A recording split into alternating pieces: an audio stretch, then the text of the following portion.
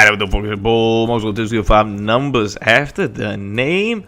Little Wasteland Wednesday over here, man. A little murder game. Y'all already know how we doing. Throwback over here on the slums. Not mean. Throwback. Use the MX9, man. I gotta talk to you about submachine guns, man. I'm not feeling them in this game, just in general, man. The only one that I really kind of liked was that, I think it's called Saw, the last one that you get. That one seemed kind of tight. Outside of that, like, I haven't really vibed with any other submachine gun, really. I'm using the MX9 here because I just prestige and stuff, so I didn't have like too much stuff to use and whatnot. But I'm not 100% like vibing with it either.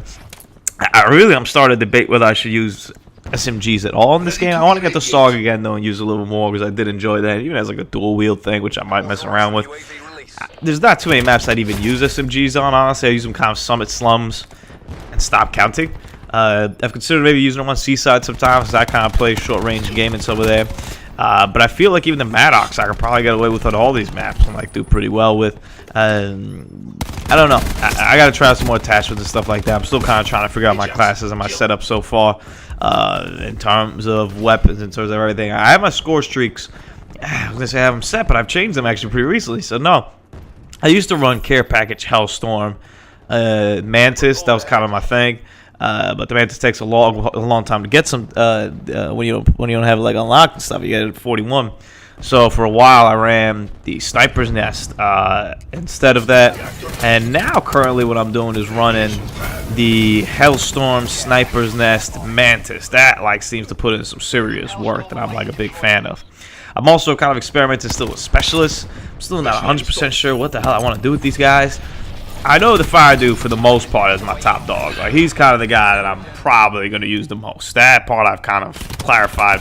And on most maps, I think I could get away with him and use him in a very strong way. And if I get smarter and a little bit better with the Purifier, I might actually even put some damage with that. But just the RB, but with the radiation, I mean, we saw it a couple seconds ago. Like, I got like a 3-piece with some biscuits over there without even having like an opportunity barely to get hit and whatnot. You also take more bullets when you do that and stuff, so I'm hell of aggressive with it sometimes, aggressive to a fault with it.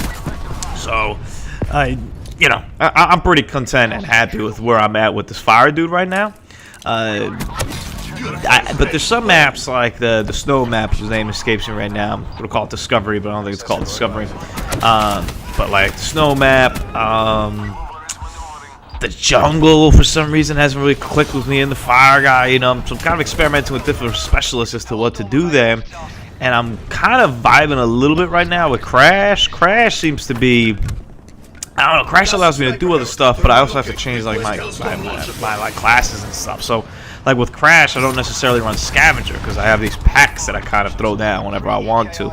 It almost wants me to not use like the cosmic device thing to like kind of lower like the hardline equipment piece.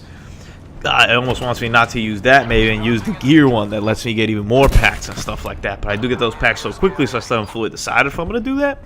But the ability to get an extra points every time you hit somebody, it gets some extra points if you guys pick them up, and you also get that $150 when you heal. Like, I use that $150 so well, or even more. I don't know if I think it's at least $150. Well, I guess it depends on how many people are alive, but I usually see $150 when I use it, which is why I refer to it as a $150 thing. But that's pretty cool. If I look and I'm like, yo, I need like 100 for my streak, boom, I bust that out, and that's it. Like, I just put in work that way.